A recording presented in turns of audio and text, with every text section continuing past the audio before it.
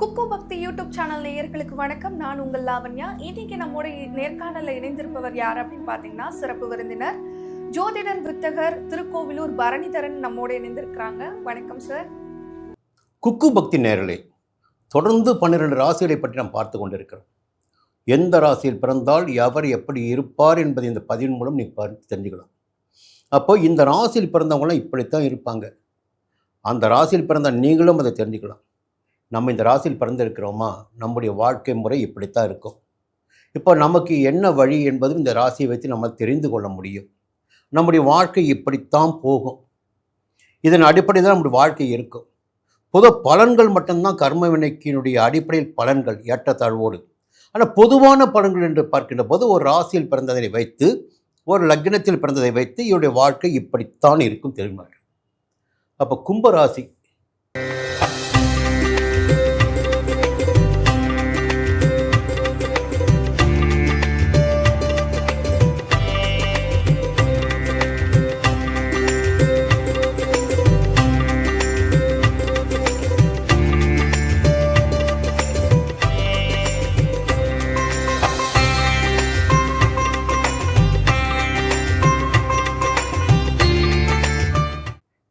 காலபுருஷ தத்துவத்தின் லாபராசி கும்பராசி.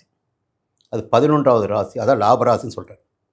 பொதுவாக இந்த கும்பராசியில் பிறந்தவர்களுக்கு ஒரு வாழ்க்கையில் தெளிவு என்பது இருக்கும், திட்டமிடுதல் என்பது இருக்கும். ஏன்னா அதிர்ஷ்ட ராசி ஆச்சுங்கள. இந்த ஒவ்வொரு ராசிக்கும் ஒரு தன்மை இருக்குல்ல. 12வது ராசி மோட்ச ராசி, இது லாப ராசி, அதிர்ஷ்ட ராசி.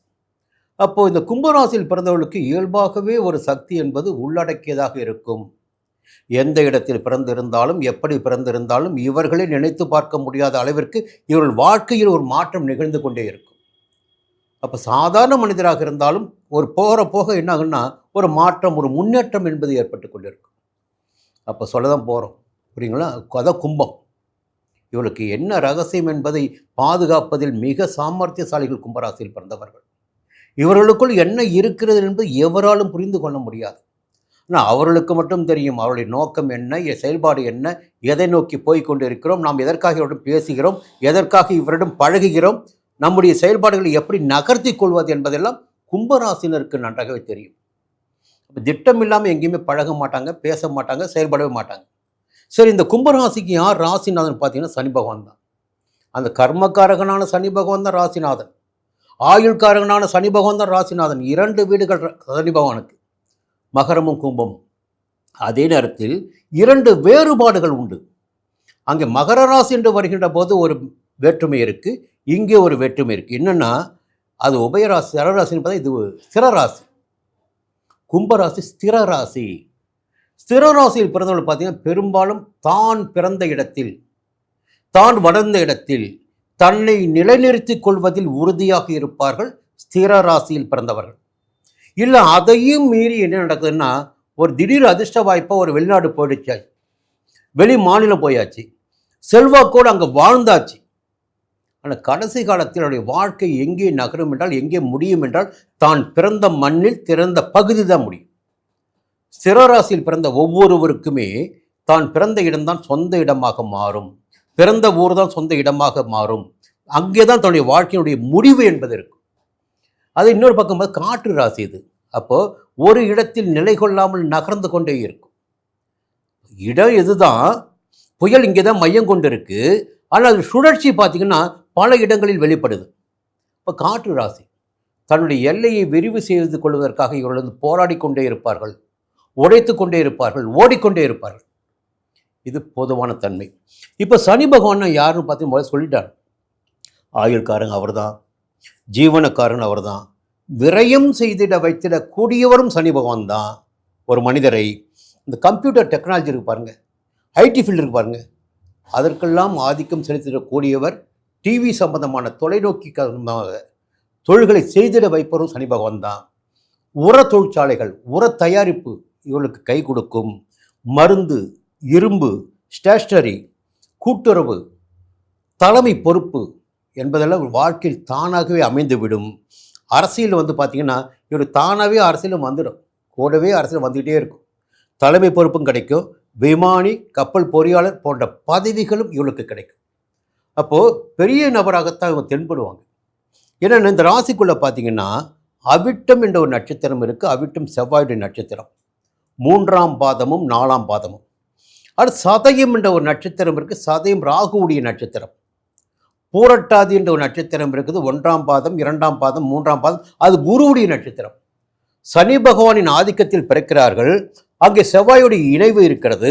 சனியும் செவ்வாயும் சேர்கின்ற போது போராட்டமான வாழ்க்கையாக இருந்தாலும் போராடி வெற்றி பெறக்கூடியவர்களாக இவர்கள் இருப்பார்கள். அந்த போராட்டத்தில் வெற்றி காணக்கூடியவர்களாக இந்த அவிட்டத்தில் பிறந்தவர்கள், கும்ப அவிட்டத்தில் பிறந்தவர்கள் இருப்பாங்க. அடுத்து சதைன்னு பார்த்தீங்கன்னா ராகு எப்பயுமே பிரம்மாண்டம் தான்.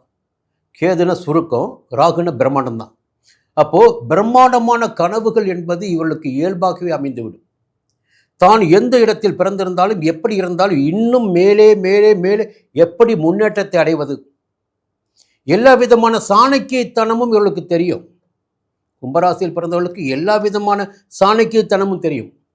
அதே சதயத்தில் பிறந்தவர்களுக்கு தன்னை மேலும் மேலும் விரிவு செய்வது எப்படி என்ற சூசகமான வழிகள் தெரியும். அடுத்து பார்த்தீங்கன்னா புரட்டாதி. இங்கே சனியும் குருவும் இணைவு. இந்த புரட்டாதி பார்த்தீங்கன்னா குருவுடைய ஆதிக்கம். சனி பார்த்தீங்கன்னா கர்மக்காரகன், இவர் ஞானக்காரகன். பெரும்பாலும் இந்த பூரட்டாதியில் பிறந்தவர்களுக்கு ஒரு நல்ல நிலை என்பது இருக்குங்க. நல்ல புத்தித்தனம் என்பது இருக்கும். மற்றவர்களுக்கு வழிகாட்டக்கூடிய நிலை இருக்கும். புரட்டாதியில் பிறந்தவர்களுக்கு மற்றவர்களுக்கு வழிகாட்டக்கூடிய நிலை இருக்கும். ஆனாலும் சில தடைகளை இவர்கள் சந்தித்து கொண்டிருக்க வேண்டியதாக இருக்கும் வாழ்க்கையில். ஏன்னா குரு சனி இணைவு என்பது ஒரு தோஷத்தை குறிப்பிடுவது, குறிப்பாக பிரம்மகத்தி தோஷத்தை குறிப்பிடுவது. அப்போ வாழ்க்கை முழுவதுமே ஒரு போராட்டம் இருக்கும். அந்த போராட்டத்தை அடுத்த கட்டத்திற்கு போவதற்கும் நிறையவே வழிகள் இருக்குது ஜாதக சாஸ்திரத்தில், ஜோதிடத்தில். புரியுதுங்களா? சரி, இது வாழ்க்கை முறை இப்படி தான் இருக்கும். இந்த நேரத்தில் இவர்கள் என்ன செய்வது அப்படி பார்க்கின்ற போது இந்த குருவுடைய ஆதிக்கமான புஷ்பராகத்தை அணிவது, ராகுவுடைய ஆதிக்கமான கோமேதகத்தை அணிவது, செவ்வாயுடைய ஆதிக்கமான பவளத்தை அணிவது, சனியுடைய ஆதிக்கமான நீல நிற கல்லினை அணிவது என்பது ஒரு நட்சத்திரத்தை பொறுத்து, ராசினை பொறுத்து இவருடைய வாழ்க்கையில் நன்மையான பலன்களை கொடுக்கும். இப்போ கும்பராசியில் பிறந்த எல்லோருக்குமே பொதுவாக கருப்பு நிறம் என்பது யோகமாக இருக்கும். மேற்கு திசை வாசல் என்பது யோகத்தை ஏற்படுத்தும். அதை கவனிங்க, மேற்கு திசை வாசல். அடுத்து பார்த்தீங்கன்னா அவிட்டம் நட்சத்திரத்தில் பிறந்தவர்களுக்கு சிவப்பு நிறமும் சிவப்பு நிற ஆடைகளும் தெற்கு திசை வாசலும் யோகத்தை உண்டாக்கும். சதயத்தில் பிறந்தவர்களுக்கு நீல நிற ஆடைகளும் தெற்கு திசை வாசலும் யோகத்தை உண்டாக்கும். புரட்டாதியில் பிறந்தவர்களுக்கு மஞ்சள் நிற ஆடையும் வடக்கு திசை வாசலும் யோகத்தை உண்டாக்கும். அடுத்து பார்த்தீங்கன்னா இவர்களுக்கும் நோய்க்கும் கொஞ்சம் நெருங்கிய உறவு உண்டு. பொதுவாகவே கர்மக்காரகன் இந்த சனி பகவான் பார்த்தீங்கன்னா நோயையும் கொடுத்திடக்கூடியவர் தான், ஆயுள் காரகனும் இவர் தான். இப்போ கும்பராசியில் பிறந்தவர்களுக்கு எந்த விதமான நோய்கள் வரும்னு பார்த்தீங்கன்னா பொதுவாக சைக்காட்டிஸ்ட்டை பார்க்கணும் இவங்க அடிக்கடி. மனநோய் என்பது இவர்களுக்குள் எப்பொழுதாவது இருந்து கொண்டே இருக்கும். பார்த்திங்கன்னா ஒரு ஒரு அசுரத்தனம், எதை செய்கிறோம் எதை செய்யவில்லை, இந்த நேரத்தில் ஏன் இதை செய்கிறோம், இப்படி செய்வது சரியே என்று தீர்மானித்து கொள்ள முடியாத அளவிற்கு ஒரு மனநோய்க்கு அடிமையாக்கப்பட்டவர்கள் இவர்கள். பொதுவாகவே கும்பராசியில் பிறந்தவர்களுக்கு ஒரு மனநோய் என்பது இயல்பாகவே இருக்கும். கொஞ்சம் எச்சரிக்கையாக இருக்கணும். ஏன்னா அதனுடைய விளைவு பார்த்திங்கன்னா இதய நோயை ஏற்படுத்திவிடும். மனநோய் ஏற்பட்டு இதய நோயை ஏற்படுத்திவிடும். கொஞ்சம் சங்கடமாக நெருக்கடியான விஷயந்தான் இது. நல்லா கவனிச்சிக்கிங்க. முடிந்த வரையில் மெடிடேஷன் ரொம்ப ரொம்ப அவசியம் உங்களுக்கு. மன ரீதியாக உணர்ச்சி வயப்படக்கூடியவர்கள் எதை செய்வது, இதை செய்யலாமா என்று கூட யோசிக்க மாட்டீங்க, அதை செஞ்சிடுவீங்க. அதன் காரணமாக பல்வேறு இழப்புகளையும் நீங்கள் சந்திக்க வேண்டியதாக இருக்கும், அவமானங்களையும் சந்திக்க வேண்டியதாக இருக்கும். இந்த மனநோய்க்கு ஒருவர் அடிமையாகி விட்டால், மனநோய் ஒருவருக்கு வந்துவிட்டால் அவர் என்ன செய்கிறார் என்று அவருக்கே தெரியாது. ஒரு குடிகாரன் என்ன செய்வார் யாருக்கும் தெரியாது. போதைக்கு அடிமையானவர் என்ன செய்வார் யாருக்கும் தெரியாது. ஆனால் செய்வதன் வழியாக அவருடைய வாழ்க்கையை தடுமாற்றம் ஏற்படும். அடுத்து இதய நோய் ஏற்படும், ப்ரெஷர் ஏற்படும். இது பிரச்சனையே பார்த்தீங்கன்னா மையமாக வச்சு நீங்கள் பார்க்கணும். ஒன்று மனநோய், இன்னும் அதிகபட்சமான ப்ரெஷர், பிபி. இப்போ இந்த இரண்டும் ஏற்படுகின்ற போது பார்த்தா இதய நோய் தானாக வரும், நரம்பு தளர்ச்சி வரும், பிரச்சனைகளை சந்திக்க வேண்டியதாக இருக்கும், அல்சர் வரும், கண் நோய் வரும், காலில் அடிப்படக்கூடிய நிலை, இவையெல்லாம் இருக்கிறது. இந்த நேரத்தில் ரொம்ப ரொம்ப கட்டுப்பாடாக எந்த ஒன்றிற்கும் உணர்ச்சி வயப்படாத நபராக நீங்கள் இருந்துவிட்டால் இந்த நோய் நொடிகளிலிருந்து உங்களை பாதுகாத்து கொள்ள முடியும். ஏன்னா இயல்பு, இந்த ராசியில் பிறந்துட்டாவே இது இயல்பு. மனநோய் இயல்பு, ப்ரெஷர் ஆகிறது இயல்பு உங்களுக்கு. அதையெல்லாம் தவிர்த்து விட்டால் உங்கள் வாழ்க்கை வளமாகும். இந்த நேரத்தில் இந்த கும்பராசியில் பிறந்தவர்கள் திருநள்ளாறு, திருக்கொள்ளிக்காடு சென்று வருவதன் வழியாக நன்மைகள் உண்டாகும். ரெண்டாவது, காற்று ராசி என்பதால் காலத்தீஸ்வரரை சென்று ராகு கேதுவிற்கு பரிகார பூஜை செய்துவிட்டு வருகின்ற போது நன்மைகள் உண்டாகும். மீண்டும் அடுத்த பதிவு சந்திக்கிறேன்.